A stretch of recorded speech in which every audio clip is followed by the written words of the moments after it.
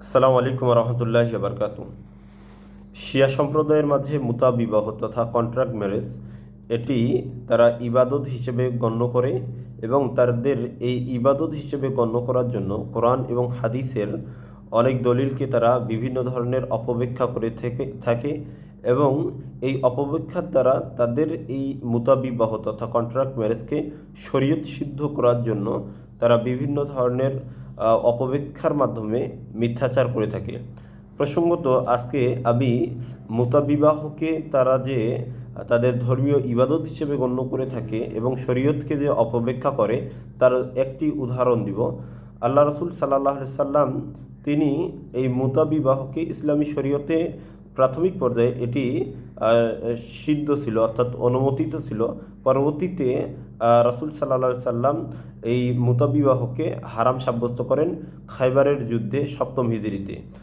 যেমনভাবে আপনারা জানেন যে মদ হারাম ছিল, মদের হারাম হওয়ার প্রেক্ষাপট তৃতীয় স্তরে গিয়ে মদকে চূড়ান্তভাবে হারাম করা হয়েছে। ঠিক তেমনিভাবে কিছু কিছু বিধান রয়েছে যে বিধানগুলো জাহিলি যুগে প্রচলন ছিল, ইসলামের প্রাথমিক পর্যায়ে প্রচলন ছিল, পরবর্তীতে এগুলো সকল কিছু বিবেচনার মাধ্যমে এগুলোকে হারাম সাব্যস্ত করা হয়েছে। ঠিক তারই মধ্যে অন্যতম হচ্ছে মুতাবিবাহ। তো মুতাবিবাহ ইসলামে হারাম।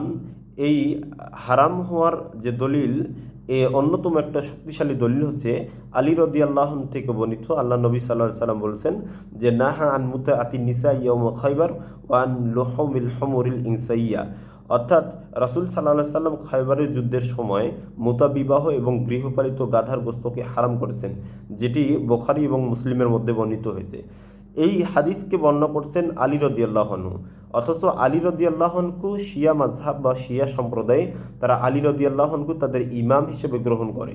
তো আলী রাদিয়াল্লাহু আনহু থেকে বর্ণিত হওয়ার পরেও এই মুতাবিবাহকে তারা আলী রাদিয়াল্লাহু আনহুর পক্ষ থেকে বর্ণিত হওয়ার পরও তারা এই হাদিসকে গ্রহণ করে না, বরং এই হাদিসকে তারা বর্জন করে এবং তারা এটাকে জায়েজ হিসেবে গ্রহণ করার জন্য কিংবা তারা তাদের এই ধর্মীয় কিংবা সম্প্রদায় এই মুতাবিবাহকে প্রতিষ্ঠিত করার জন্য তারা অন্য ক্ষেত্রে তারা সুযোগের পায়তারা করে। যেমন আল্লাহ তাআলা বলছেন যে ফামাস্তামতাতুম বিহি মিনহুন্না ফাআতুহুন্না উজুরাহুন্না ফারিজা।